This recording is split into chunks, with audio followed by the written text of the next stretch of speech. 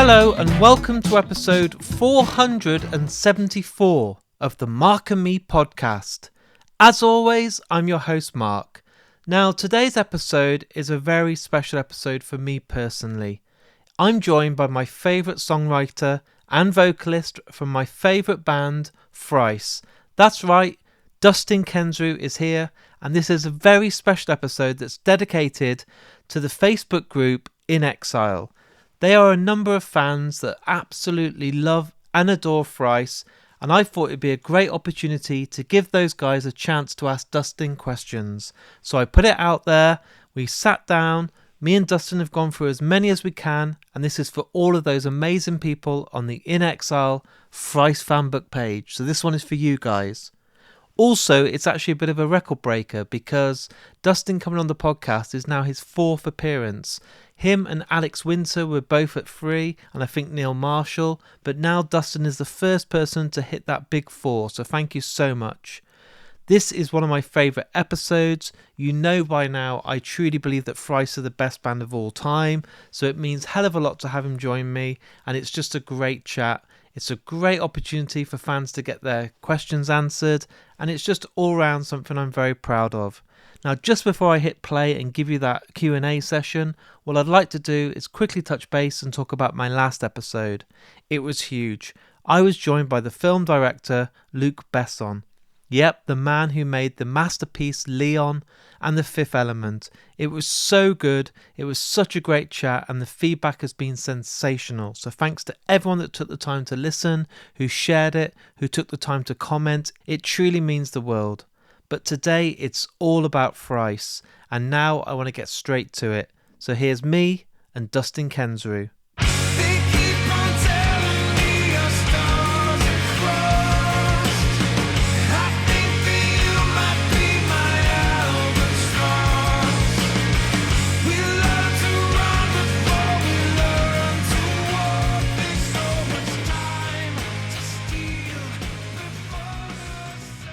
So Dustin, welcome back to the Mark and Me podcast.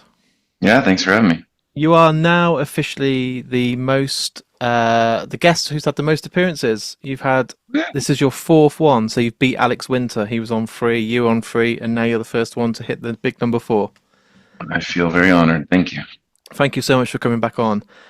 First of all, before we get into the questions today from the In Exile, the Thrice fan community Facebook group, what I do want to say is congratulations on the new album. I did text you when it came out, but it's absolutely phenomenal. It feels like, as a listener for over 20 years, it feels like a bit of a best of, a bit of grasping and taking from all your previous albums and mixing it all up and reminding everyone why Thrice are the best band in the world. So it's a real fucking great piece of work, dude.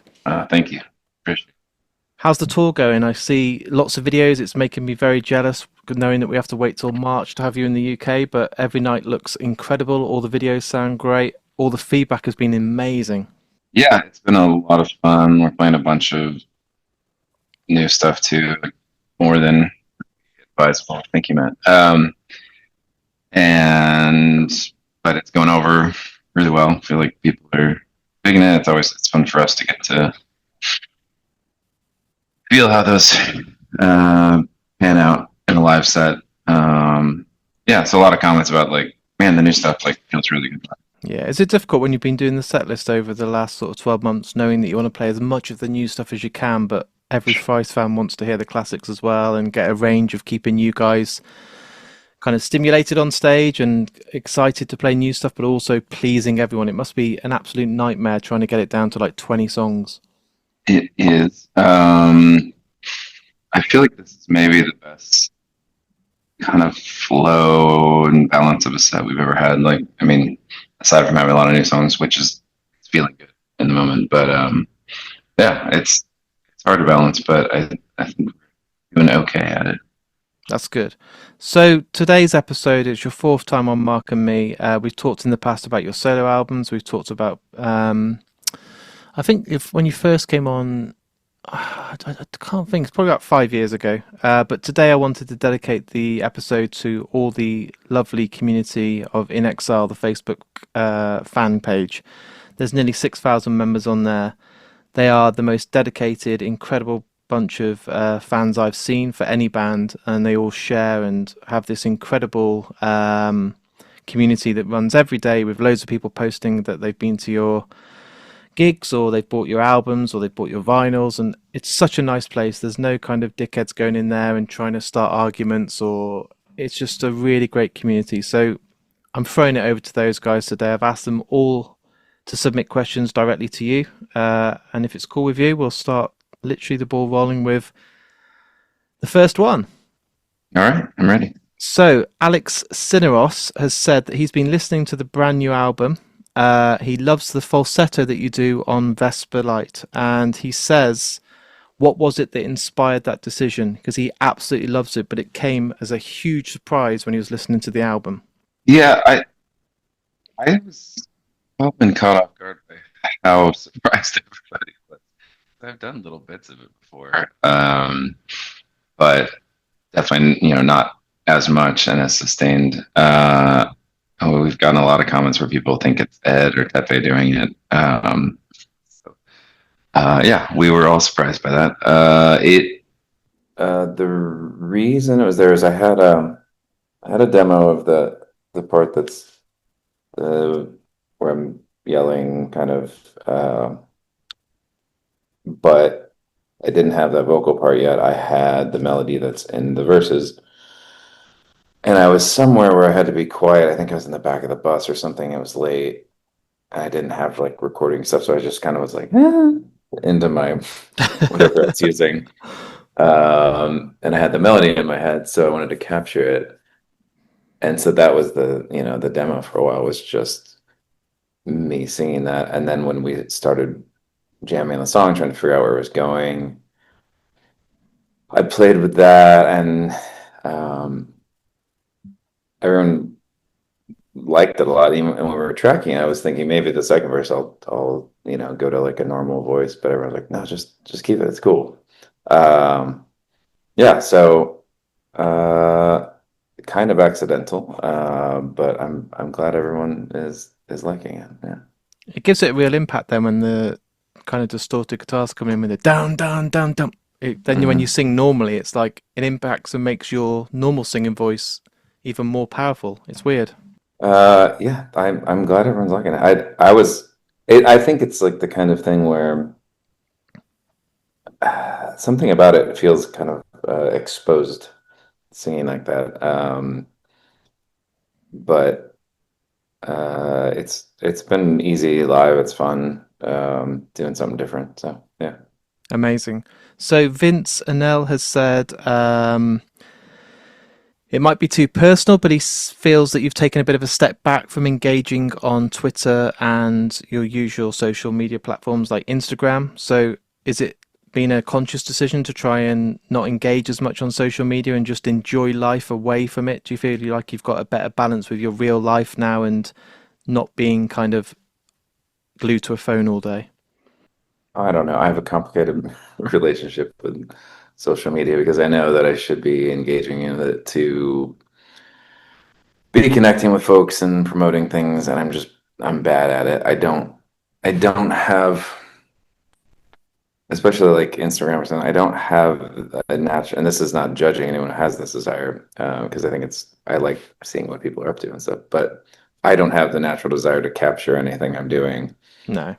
I'm just like in the moment with it. I'm like, cool, cool. I mean, even like I'm bad at taking photos for myself or my family, and uh, so that's something I do want to do better at.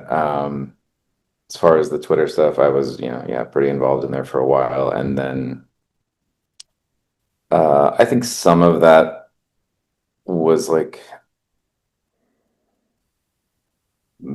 a while ago was like helpful as I was um, just a place to like process some stuff that I was thinking and changing my mind about, and same with the podcast that I had. Like it was, I think there were things that I needed to do, and then I think I finally just jumped off of Twitter once Mr. Musk ruined a lot of it and was just over it. So That's fair.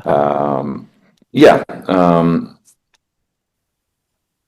And yeah, to a certain extent, not getting so wrapped up in some of it is helpful mentally, I think. But and then on the other part of it is I'm always trying to balance what I am saying in the music versus what I'm just saying out into the air. And um, I just, it's difficult to balance because part of me wants to just be screaming all the time about the insanities of the world right now.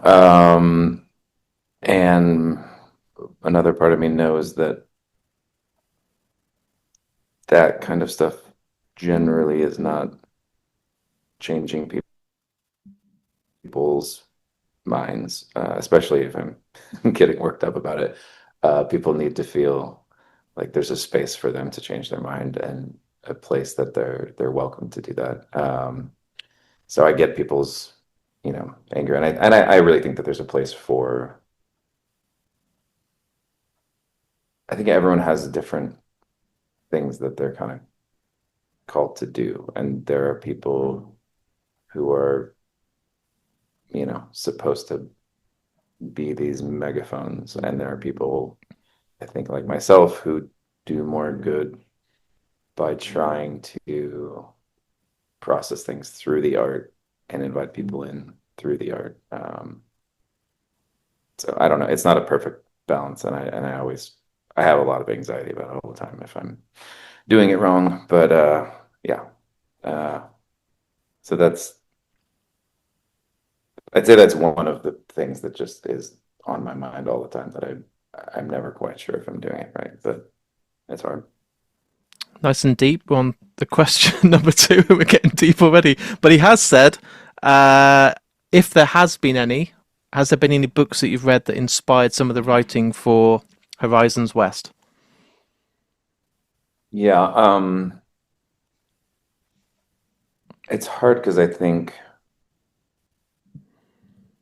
there's so much that's, not super immediate, like recent that, goes into the way I'm thinking about things in general. But the ones that I can point out small bits is that were more recent was Aldous Huxley's last book, which is called Island. And so there's bits of some stuff in there that echo a lot of other things that I like and have read, but were fresh in my mind when I was writing Blackout, specifically. And then there's a book called Always Coming Home by Ursula K. Le Guin. It's a very good book. I would not start there with her work because it's a really weird book. It's like a fictional future ethnographic journal of post-apocalyptic California people. Like it's really weird, but it's really cool. And there's this idea they have these songs, and she wrote these songs, and for these people, and there's these going west songs, I think they're called, but there's an idea of going west to the sunrise, which I think is a really lovely thought and a way of talking about death and rebirth and endings and beginnings connecting. Uh, but I do highly recommend anything by Ursula K. Le Guin, and I would tell people to read um, the Earthsea books. There's like 5 or 6. They're not very long. They're amazing. So yeah, I'm already hearing people's pens now writing it down, and then people on this group then, oh, I've just bought all the books that Dustin recommended. they're. I mean, yeah, they're they'd be a fantasy book, but they're very grounded. Um, the way that it works, like the magic stuff in the world, and but anyway, she's dealing with really heavy stuff, and she wrote some of it she was younger, and some of it she's older, and you feel these shifts in it. It's very cool. But she's maybe my favorite author at this point, just as far as the depth of wisdom that she packs into a very few amount of words. Amazing. Tom Venison has said, has anybody at this point asked you about this big fan theory that everyone's talking about online, that each track of the new album references a previous Thrice album? People are chatting about it all on the group. He wants to know if you even know about this theory, or is they just looking for something that isn't even there? I don't want to ruin people's fun theories. That sounds amazing. Who knows what our subconscious is doing, but I that is not something we consciously tried to do. But that sounds very fun. These are the questions that we'll answer in seconds. So Daniel Rolferty has said he's never known but always wanted to know what kind of car you drive. Kind of car I drive. So right now I drive a Model 3 Tesla, and I feel gross about that. With that guy turning out to be such a creep. But I bought it the year that they came out and was unaware of the All the deficits shit out that there at came the with it, time. yeah. Yeah. Um, so yeah, that is what I have. It's a nice car. Gets me around, and I like having an electric car. There wasn't a lot of options. The cool thing is there's so many electric cars out there now. There were not a lot of good ones when I got them. Daniel Nativad has said, if you had zero musical ability, what would you be now doing as a living? That's quite good. I like that question because it's like, what was your plan B when you formed Thrice if it didn't pay off and you did have this amazing career, but that wasn't the option? Was there anything else that you had in your mind? Was there like a backup plan? Yeah, I don't know. I mean, I don't know what I would have stuck to. I was in school doing graphic design stuff when I dropped out to tour. So I guess there's a very real chance that I would just have ended up doing that. Do you still get to do much of that, Dustin? Do you still get to draw? Do you do any design still anymore? Do you sit in, when you're on the tour bus and you're bored, do you get a pen and paper out or sketch or do any designs? Um, Here's the thing about it. I've never been a great drawer or illustrator. I think my general artistic abilities are stronger in arrangement of things, composition, than um, in like technical, at least like when drawing or anything. So I've been painting some very little at home, but I really like to. I just can't find time for it. But yeah, I don't have. It's funny because I have a lot of patience for getting lyrics really fine and right, but I don't for anything physical, like building things. I'm very, yeah, whether I'm trying to make something or I don't have patience, and I will just use whatever's on hand and not get the right tool, and yeah. So very, very opposite of like Tepe or Ed building their stuff. I used to make my own Variax guitars. There's these Line 6 guitars that have this some elements built in to tie into their pedals, and they can sound like different guitars or whatever, but they looked like that. I don't like how they look. Very cool tech. So I was implanting them into like other guitars, but I'd be out on the road working on them just with a hand Dremel and no guard and just like hacking into these guitars. Just a total mess. And yeah, so that's how I roll with that stuff. Uh, We've I had would not be a carpenter. I we've don't had think two I'd be bad at people that. we've had two people come along with the same question. Matthew Preden and Kieran Duff have said, what songs that you've written are you most proud of, regardless of their popularity? I like that one. That's a deep thinker. Um, I think overall, the song I'm most proud of, both because I think it's really well crafted, but I also am very much um, think it's capturing something really important, is Beyond the Pines. Yeah. Um, so if I had to say, like I realized recently, I think the bridge of that song, if you were to ask me for my philosophy, that would best encapsulate it. Um, just a very small little snippet of getting at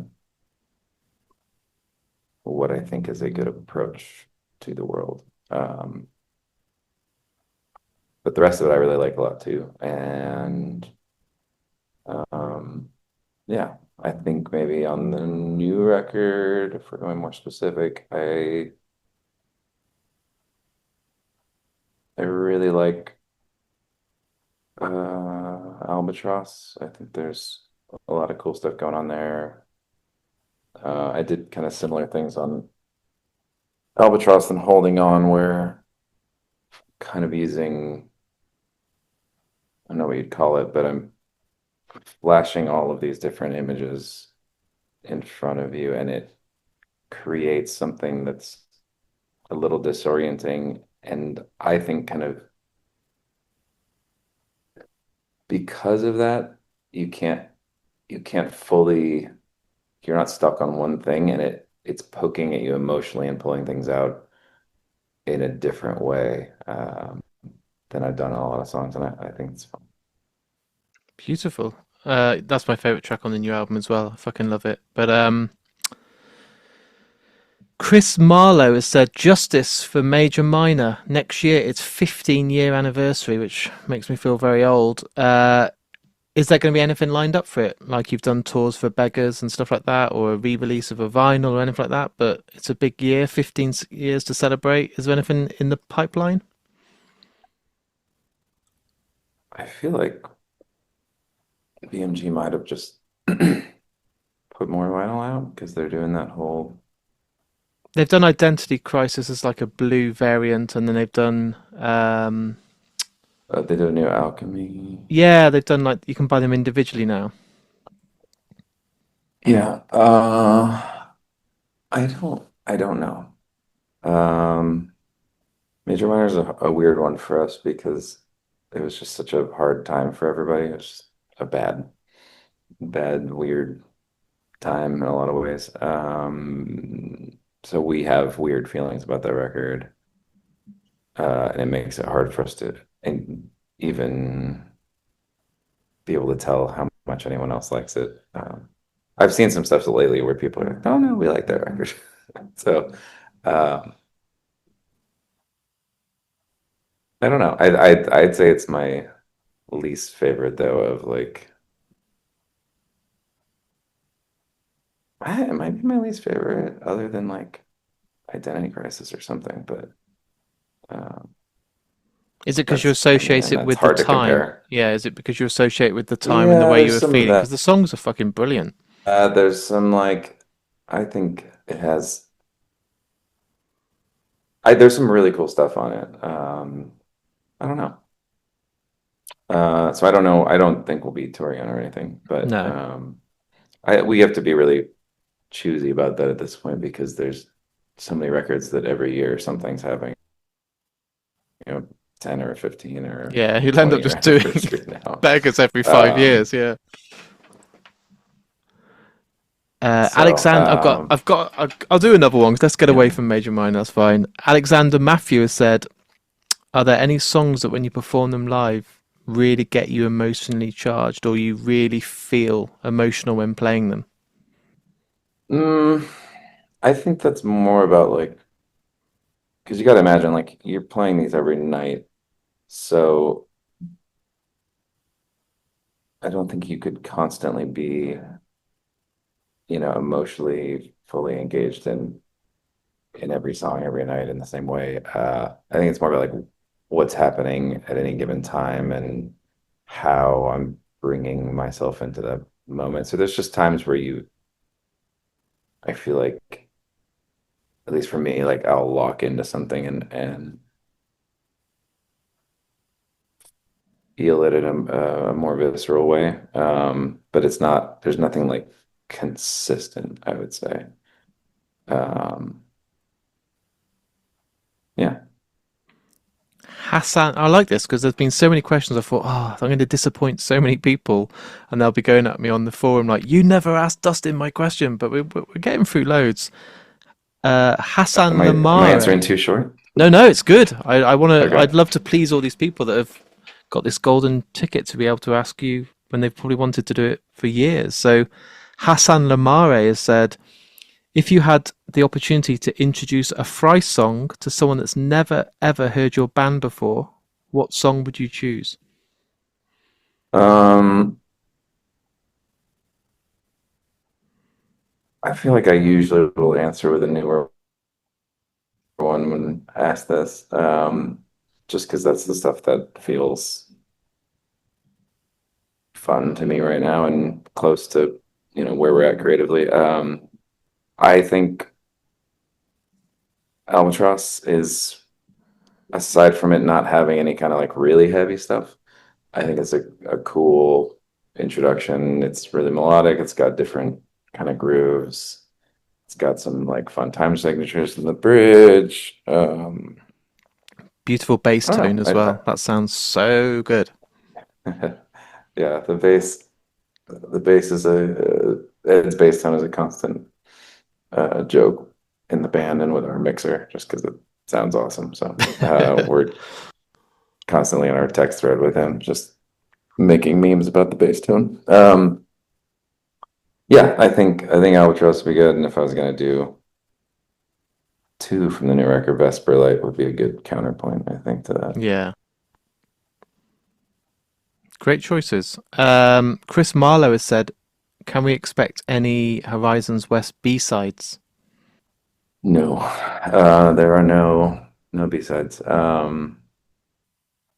don't know how much we talk about this, but we have a lot of ideas, but the amount of songs we actually finish is very limited.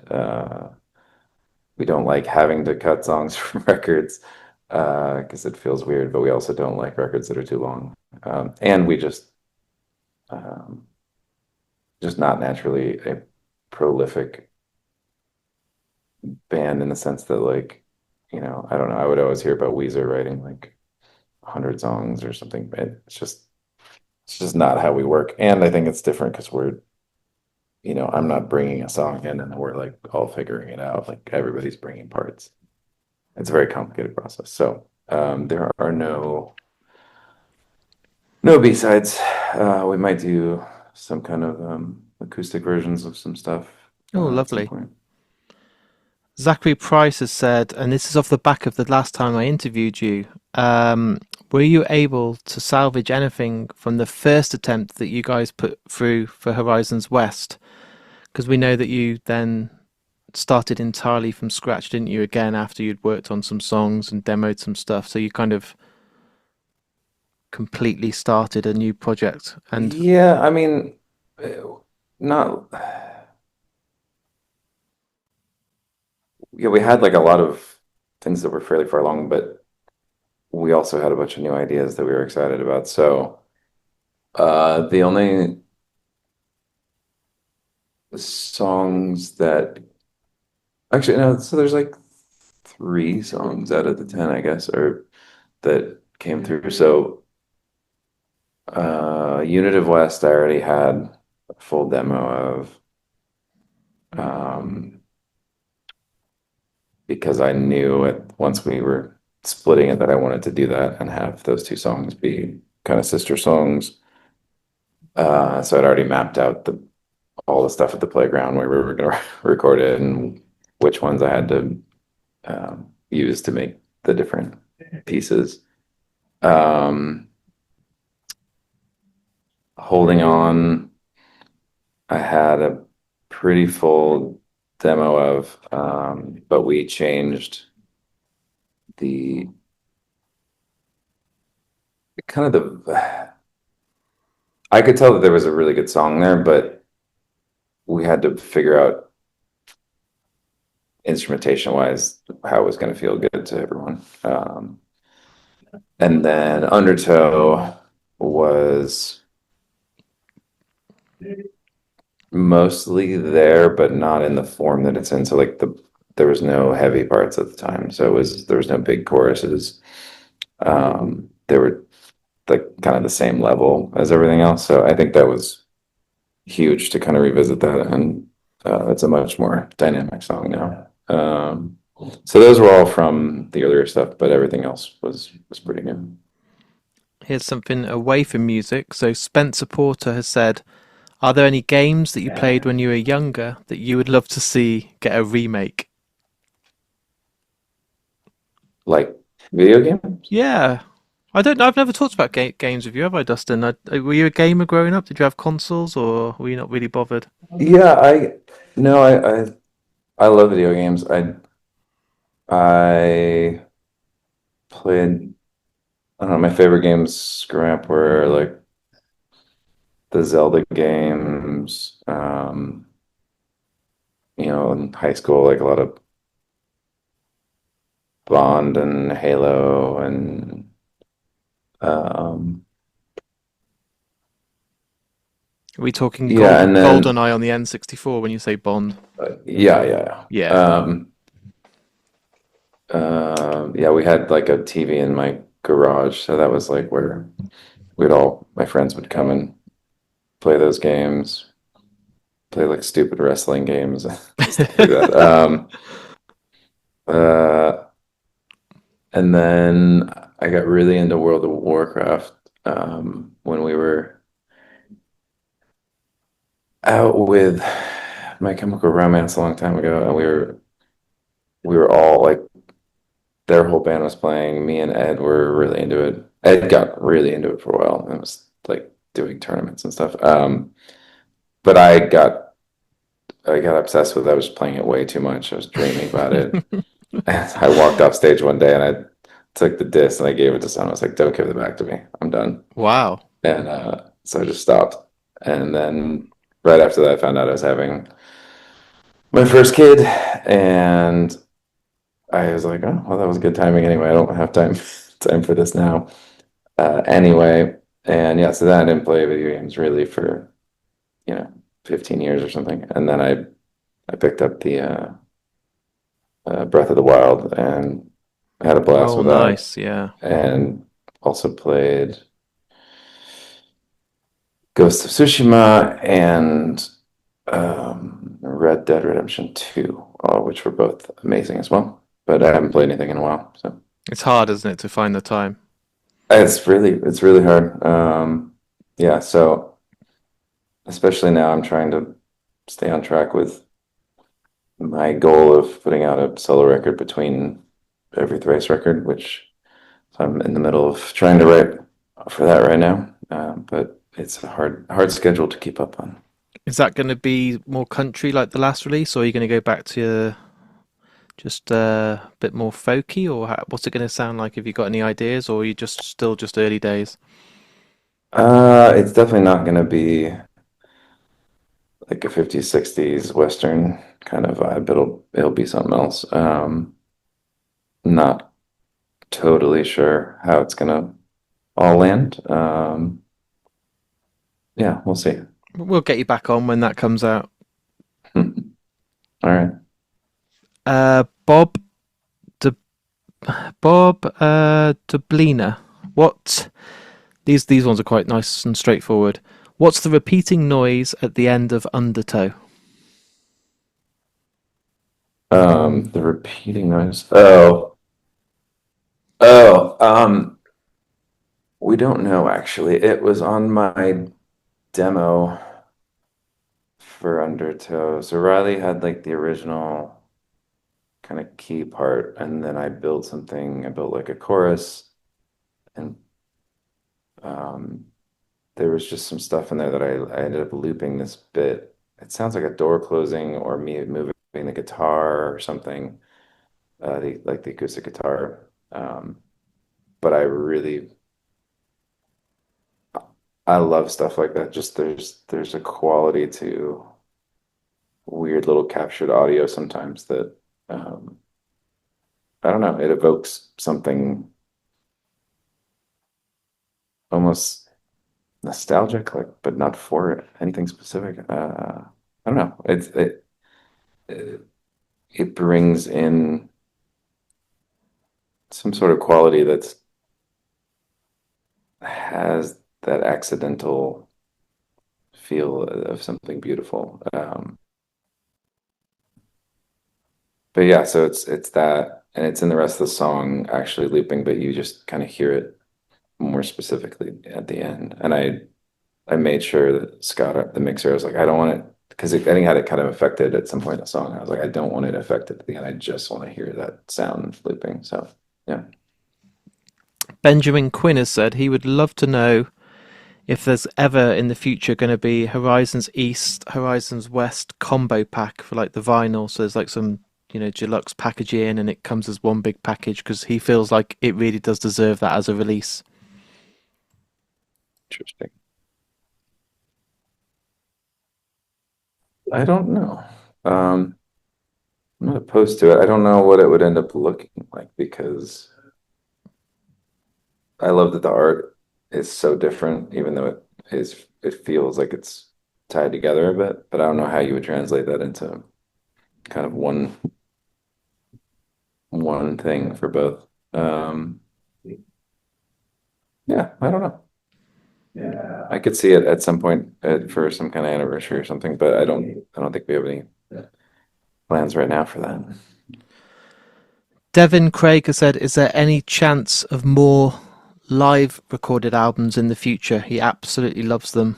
Loved your last effort, which is a long time ago, but would love those kind of concept live albums again. Yeah, we've thought about that. It would be a good idea.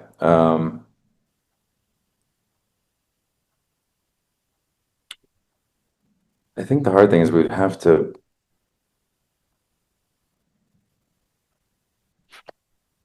We're usually touring on. I guess if we did it on like a second tour of a record or something, but like it would be weird to do it on this tour because we're playing so many new songs. So it'd be a weird balance, I think, for a live record. But it's cool that people like it, and it has been a while. So yeah, it's on the list of things to do at some point. Solo record, then maybe a live album.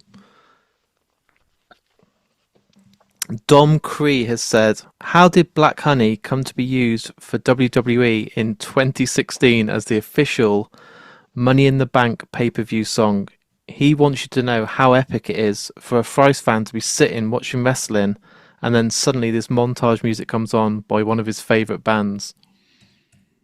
Oh man, I have no idea. They just asked about it. He was waiting for a And really long answer.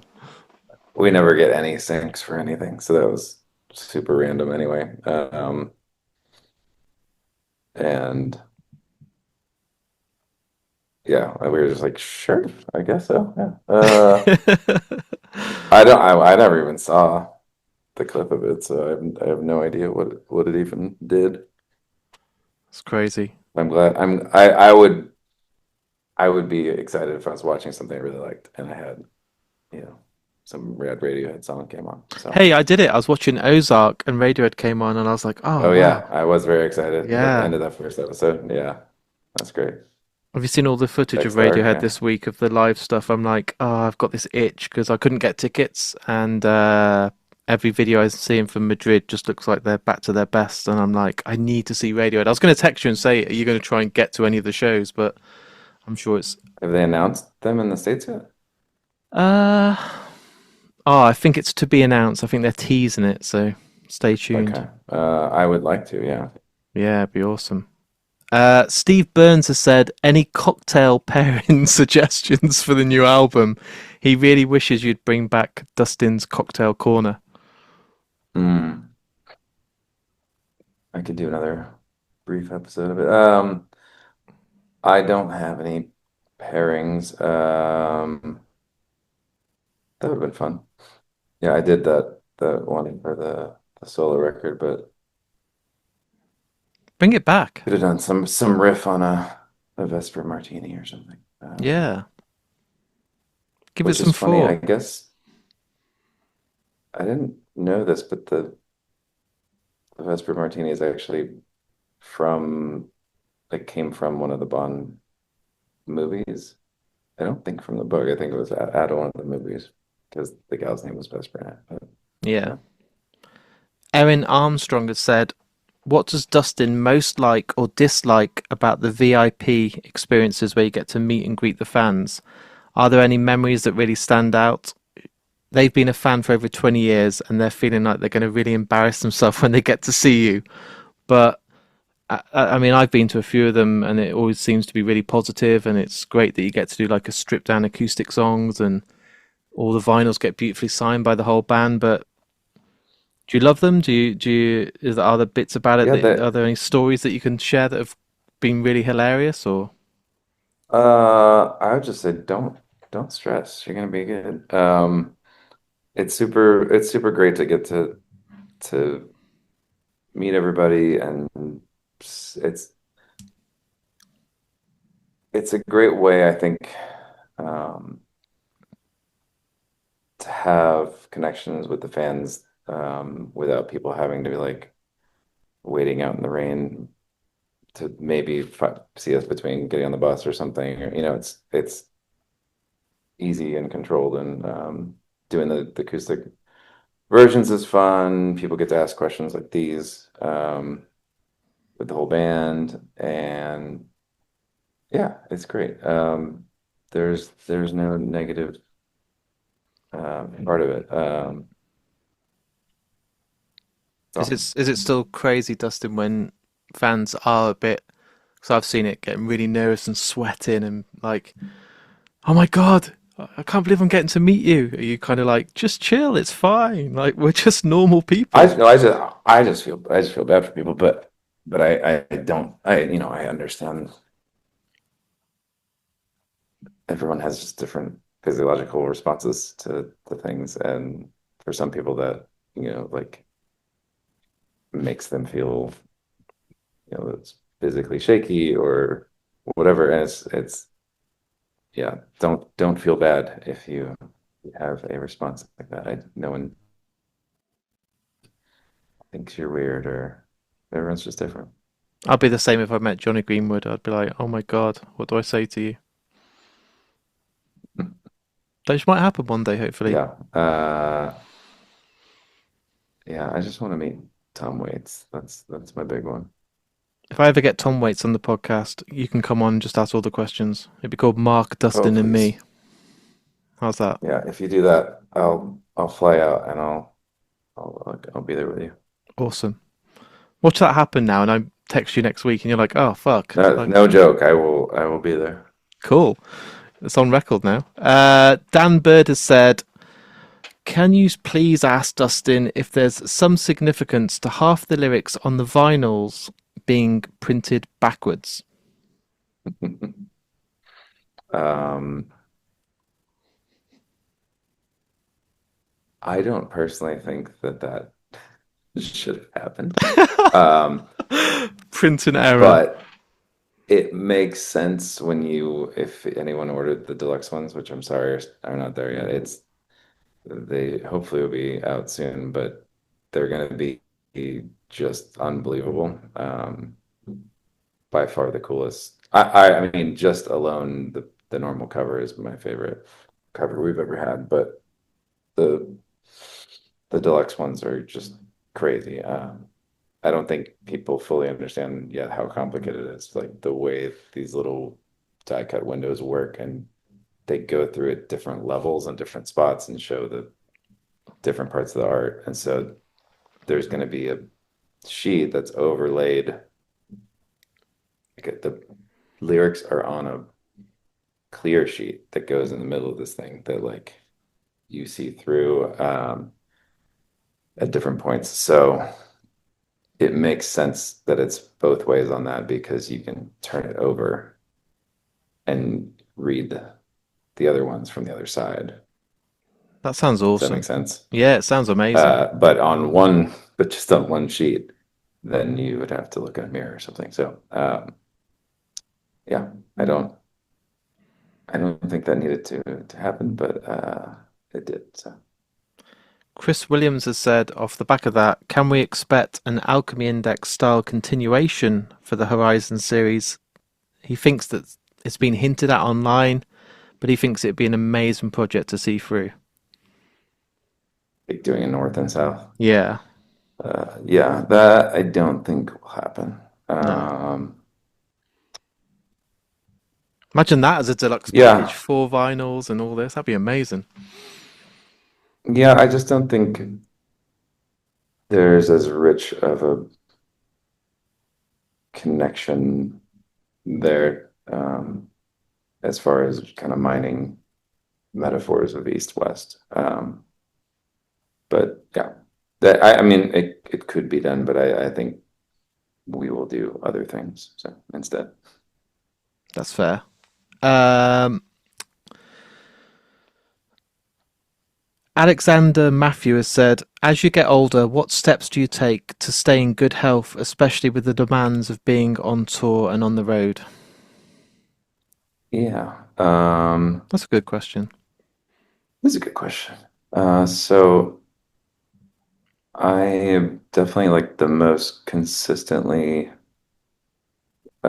just taking care of myself that I've ever been. So I work out like strength training around 3 times a week, and then um, try to walk every day almost that I can, like an hour if I can. And it's been hard on tour to like stay consistent with things. So that's been one of the hardest things. Like I get in a routine at home doing whatever, and then I'm on tour and I gotta figure out how do I try to maintain what I'm doing. And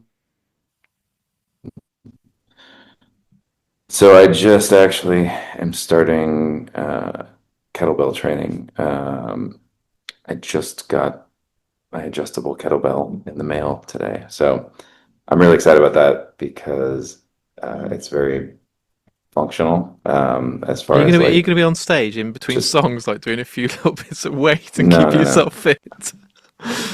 no, but it's good because it's a lot of functional movement that's um, you miss when you're doing like more traditional weight training. So I think longevity wise, uh, just health in general, and even like conditioning stuff, like it's doing all that. So yeah, I'm really excited about getting into that and not having to be like, where is a gym that I can get to? Or did I bring, a bunch of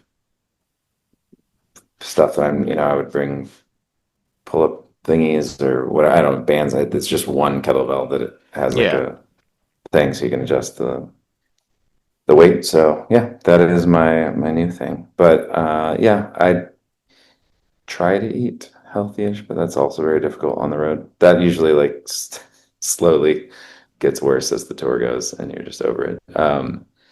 Over living on a bus. But yeah, just trying to stay active and yeah, I wish I would have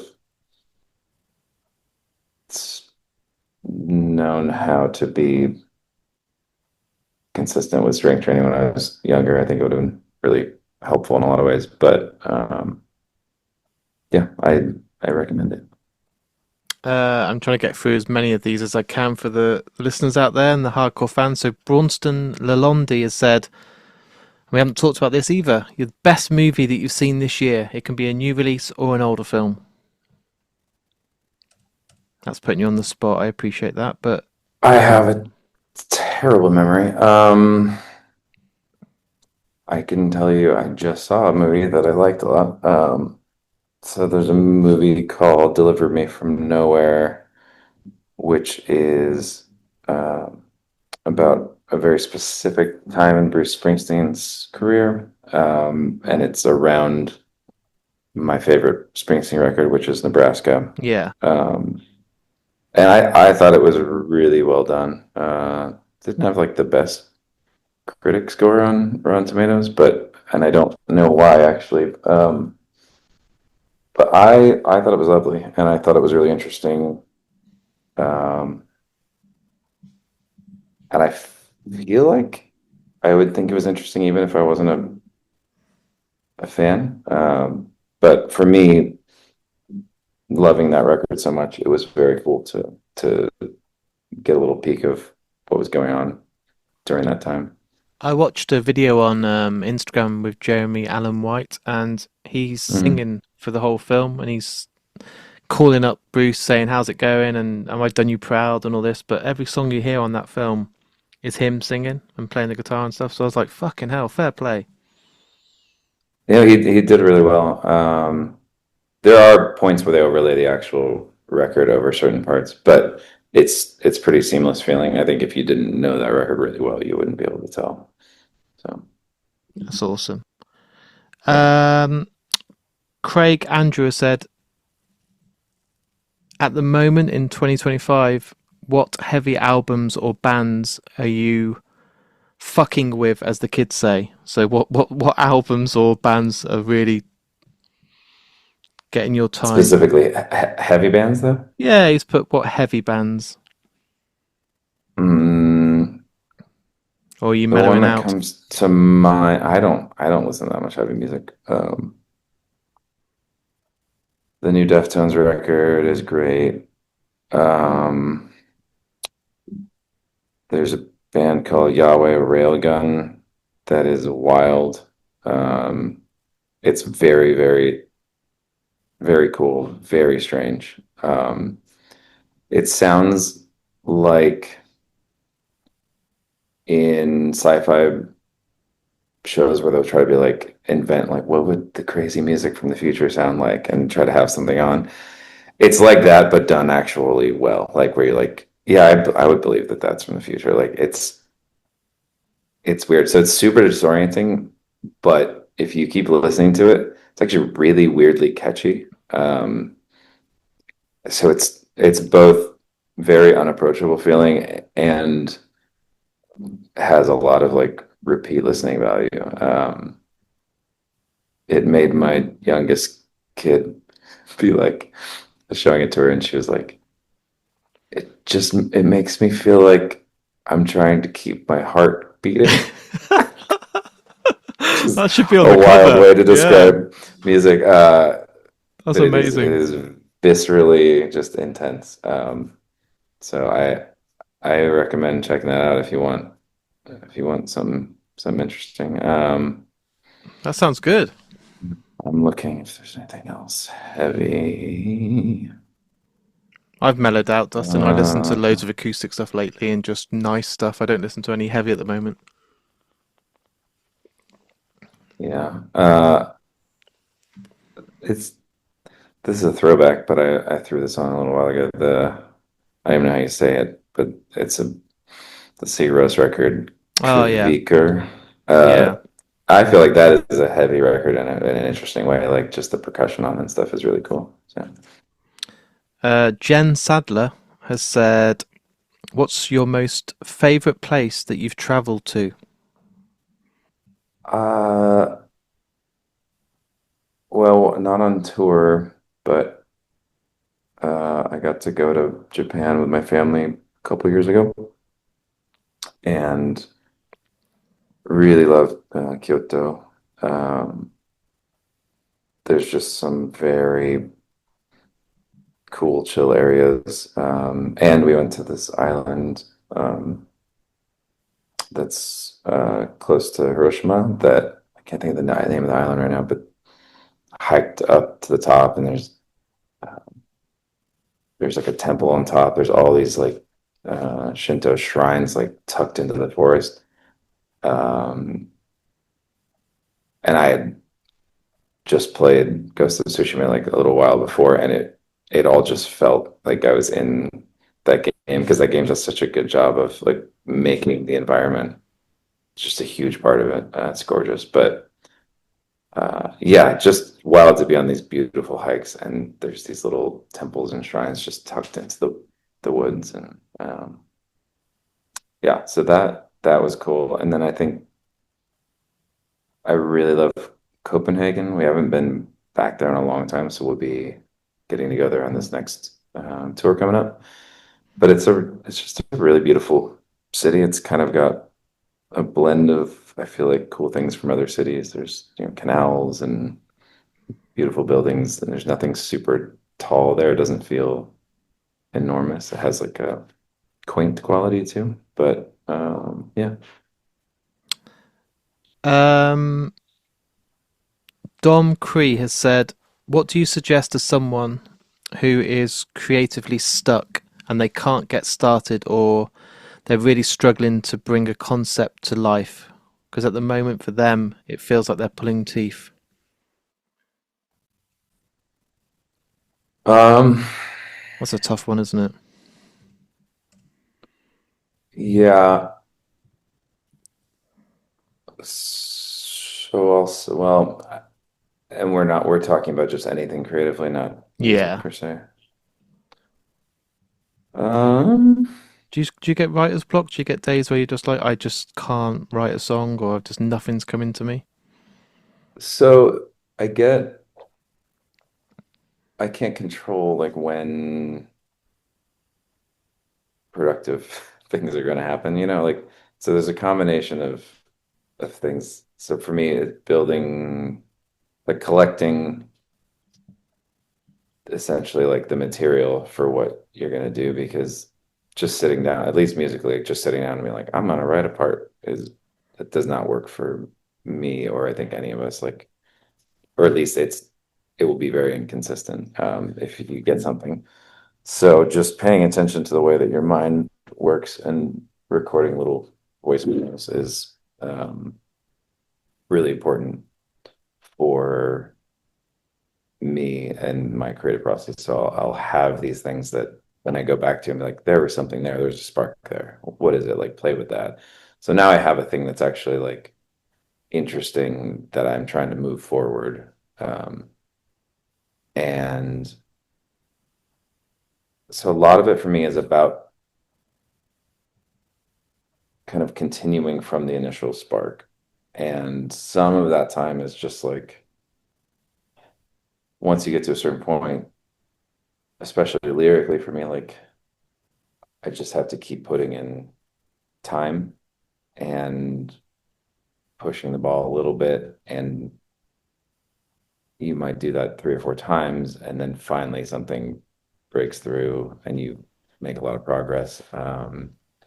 Or you just slowly, slowly, slowly build it. But I've also been trying. So here's I think would be a good advice for anyone is um, really trying not to over edit yourself as you're in early stages, Yeah.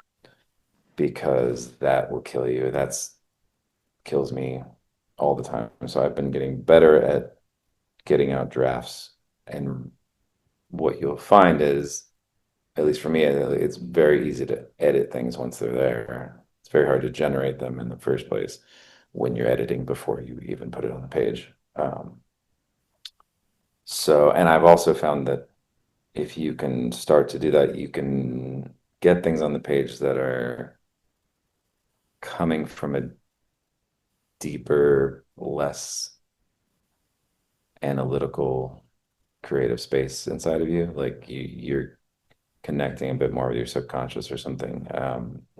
You might not know exactly what it is when it comes out, but it might lead you to something else. And paying attention to, I think, just what is, I mean, this is something I'm trying to work on myself, but uh,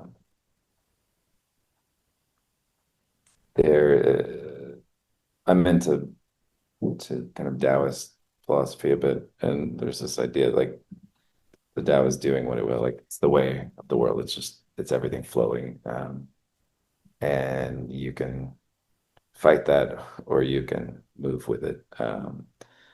And so I'm trying to move with it more. So I just had a solo song that I'm working on, and I kind of had an idea of I don't know, something that it would be kind of about, but I didn't know exactly. And then this thing my daughter said popped into my mind when I was sitting there playing it. And I sang that line, and then I was like, oh no, okay, this song is about something else now. And I'm gonna let it go there. And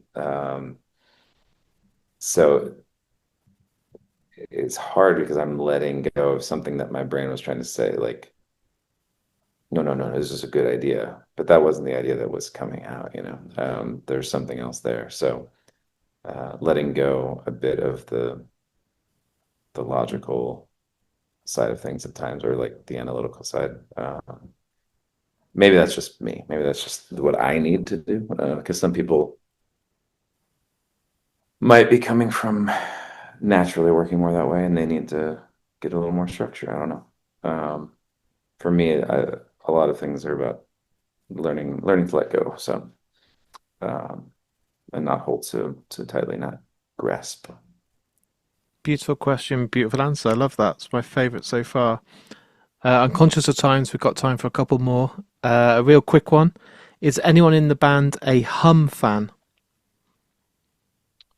Um, I That's think from everyone is at least a casual uh, fan.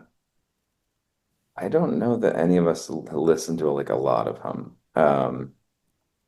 Every time I hear it, I like it. I was on a tour once where someone was really into it in the band. Um, but yeah, if anyone, maybe Riley's listened to it more. Um, yeah, I don't know. It's one of those things where you're like, I never know why, but there's things you know are good that you would like, and you just never end up getting into. Um, and then one day you do, and you're like, why did I wait so long? So maybe I need to spend more time with him. that was from Brett Simerson. I don't want to give him his glory and not reveal his name. David Petts has said, "Why did you put a stop to your Patreon? Will it ever come back? Will there ever be any more updates to it, or is it gone?" Uh, it's there. I'm just not doing a whole lot with it. And I explained it on there, I think, at some point, but the time, I mean, it was originally started around the podcast, and then it kind of transitioned. And I felt like I wanted to let people know, like, I'm not going to be putting a lot of stuff in here, like, time wise, it's just not working. And I was going back to the social media thing. Didn't know where to put one thing or another, and then I wouldn't put anything anywhere. So yeah, I don't foresee that I will be investing in that more, but yeah, just kind of time and energy trying to figure out the best place to put all that. I'm going to get two more in before we go. Sullivan Fetchapang has said he misses the linear notes that come in with the vinyls. Before you went on hiatus, you'd have them. You've Mm. not done it on any of the albums since. Would you look at doing that in the future, or ever putting them out for the post hiatus records? Yeah, those are cool.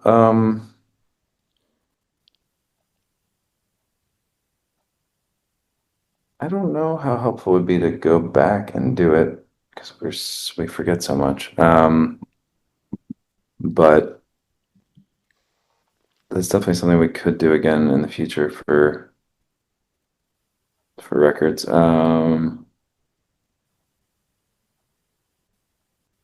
I don't know. I will think about that more.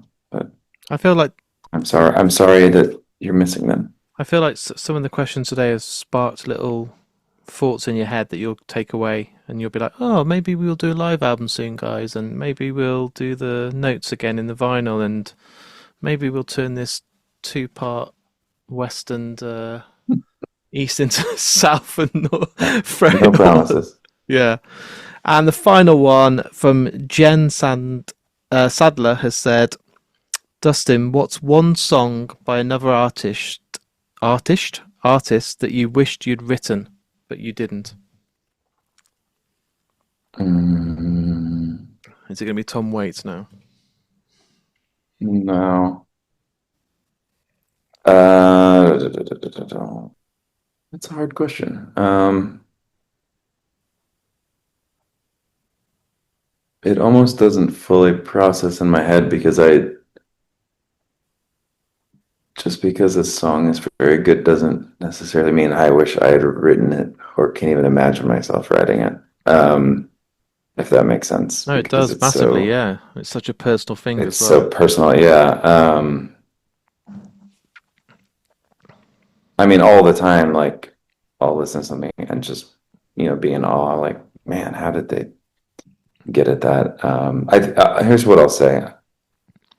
I am, there's so many different kinds of songwriters, and there's sometimes what fascinates me is the people who do things that I don't do well at all, right? Because it feels foreign and mysterious. And so there are people who write these like brutally weirdly, um, like just putting your guts on the table kind of stuff. Like there's no filter, and Yeah. that aspect of it ends up creating a very different feeling to a song that I find fascinating. So I think there's times that like David Bazan does that, but the one I've been noticing more frequently lately, who I think is just really talented, is Medium Build, and he very much has that approach, and I think it works very well. But it's so there's something in there where I'm like I wish I could do that, and I don't. But I think I just recognize that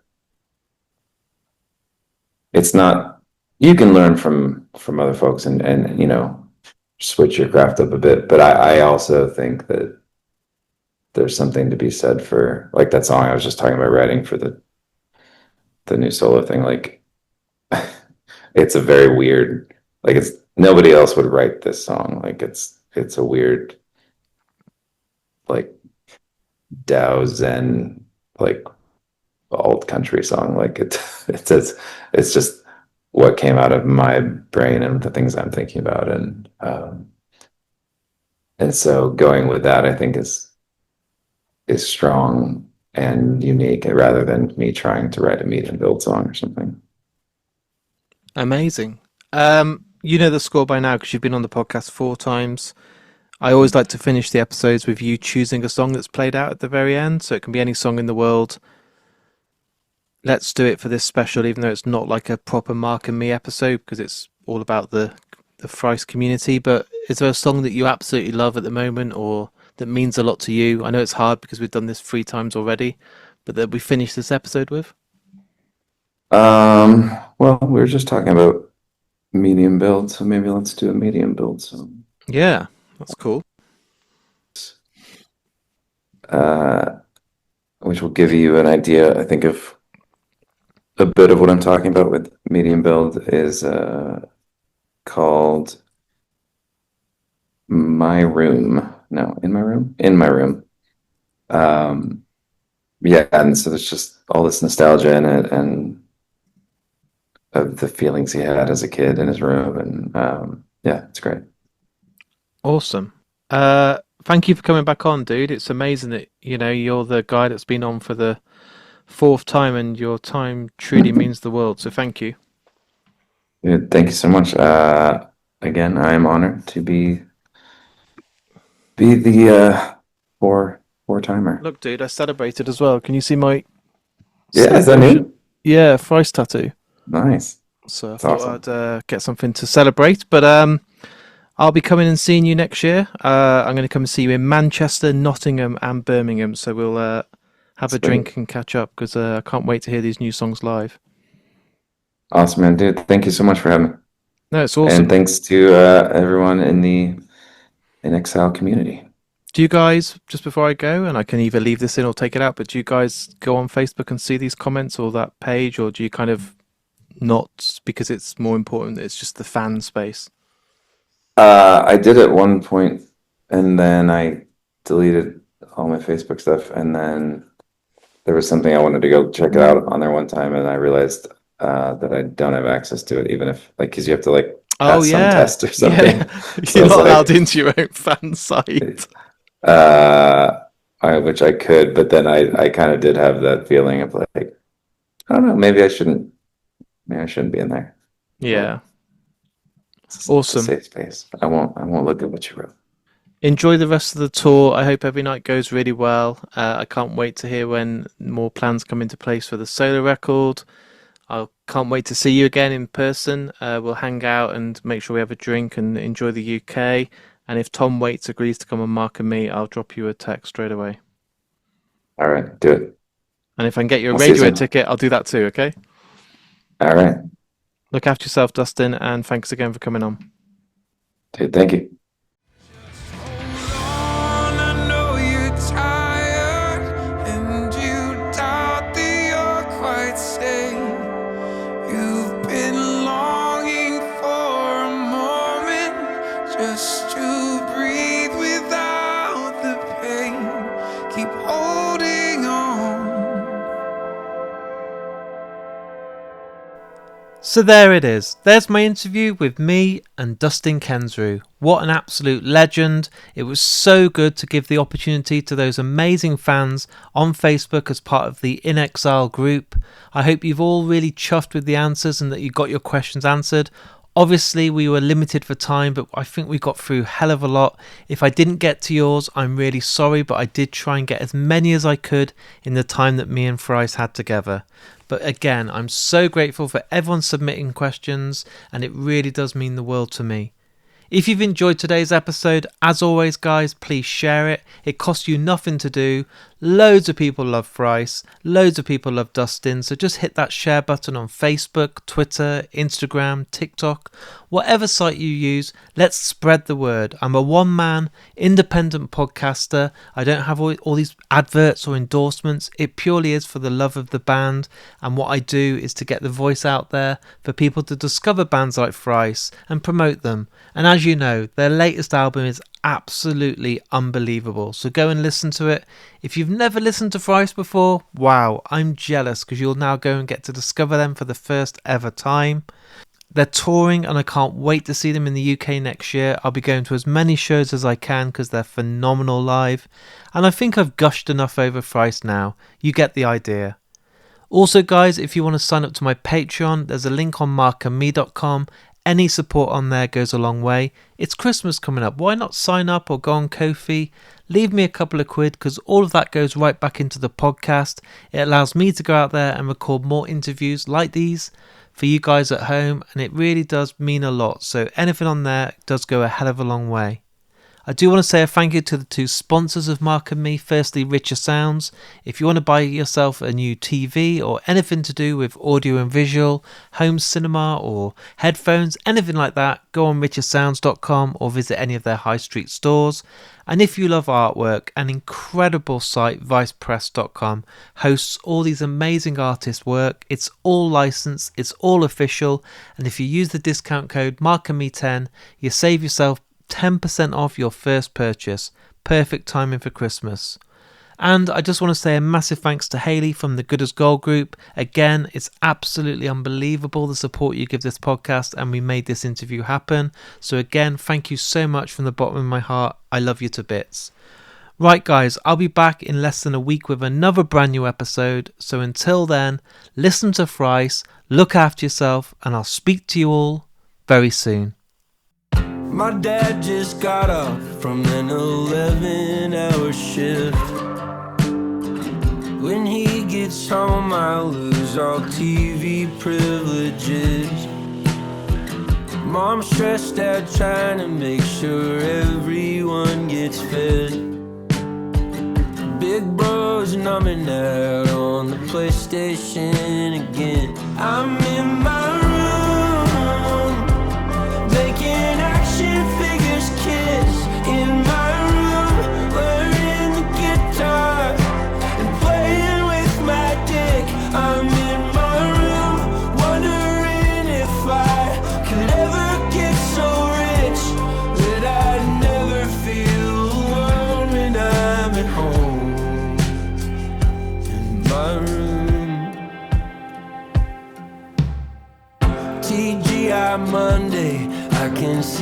my friends again. I quote the Matrix, so I seem interesting. My mom called your mom so you could ride home on my bus. She'll melt some cheese on chips, but then I got plans for us. In my room, check out this poster, the entire Simpsons cast. In my room, I got this weird outtake, man. You just wanna laugh. In my room, maybe you could sleep over. Hey, I just gotta ask, and then we could spend the night talking about life. In my room, I am sacred, I am safe, I am free. In my room, I get to dream up who I really wanna be. In my room, there's a kid who tried on all his brother's clothes, who hates the way he looks and is bad at saying no, who's trying so damn hard to never let it show. Sometimes he's alone when he's at home.